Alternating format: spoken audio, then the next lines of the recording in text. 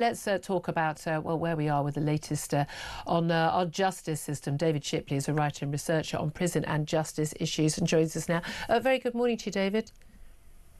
How are you? Thank you, very well indeed. Thank you so much for joining us. We're coping in the heat and the air conditioning is finally sort of kicked in.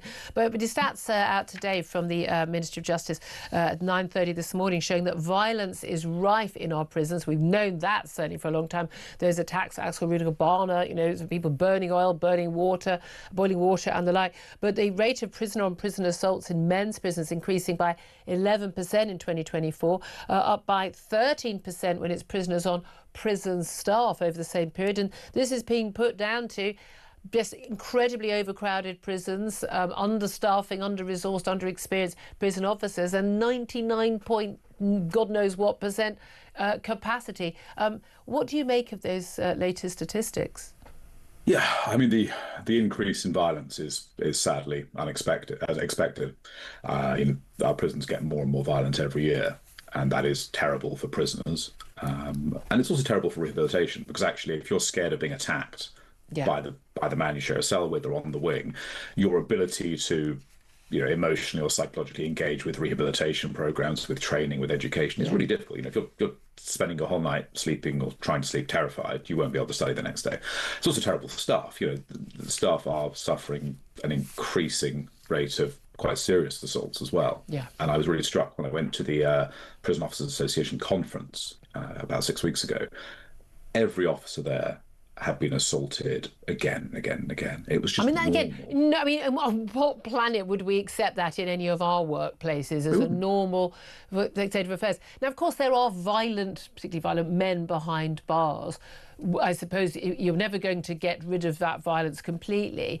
But is it just about overcrowding? And what is it? I mean, you're a former prisoner yourself, aren't you? What is it about overcrowding which leads to a greater number of attacks? Well, in this study today that they've released, the MOJ had specifically looked at doubling up in cells. So when you have a cell which is really supposed to be for one person, they put two men in there. And that can be a real source of tension. You're talking about a space roughly the size of a car parking space. And in there you've got a bunk bed. 2 men in there. Yeah, 2 men living in there, the bunk bed, your toilet's there, you eat your food there, you live there maybe 22 hours a day. Yeah.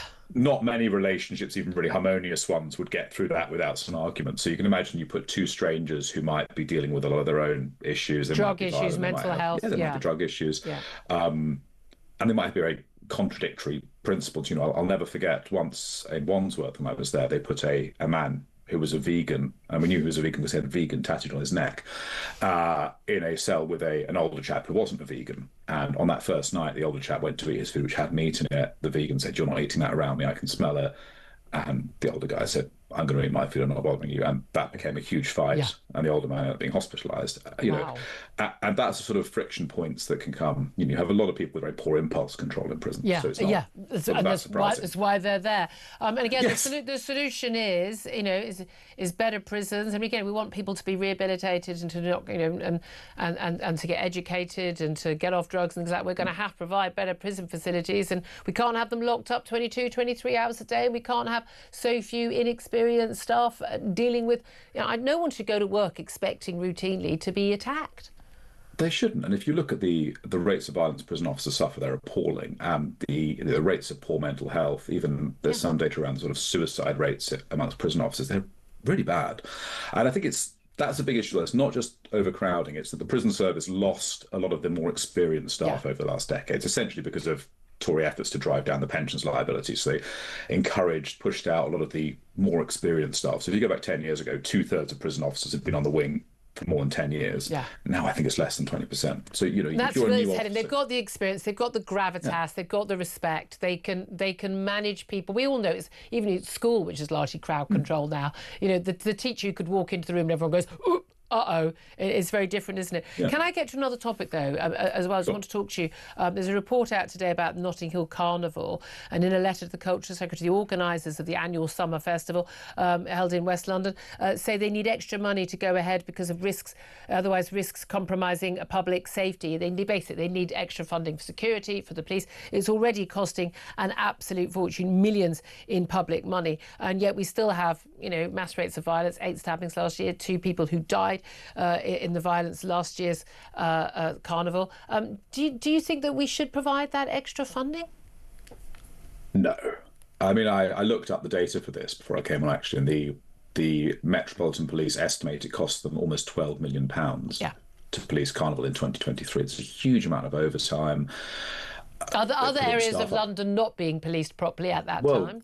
Also, right, and it is a violent event. You know, there was a mother who was murdered while her daughter was standing next to her last on the time. family day.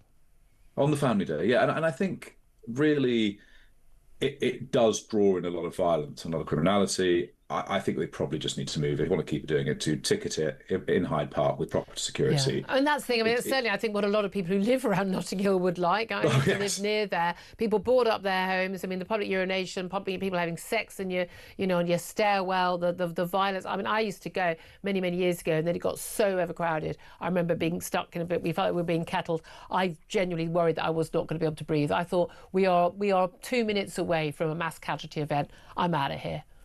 Yeah, no, I think so. And I think there's, people will make arguments about heritage and this sort of thing, but actually, at some point, you've got to make a decision on risk to life, to property, and just the cost. And 12 million quid a year, when we've got a really financially, struggling police force at the moment, it just seems a very bad. I wonder what other event would get that sort of funding, let alone more of it. David Shipley, really good to talk to you. Thank you so much, writer and researcher on prison and justice issues.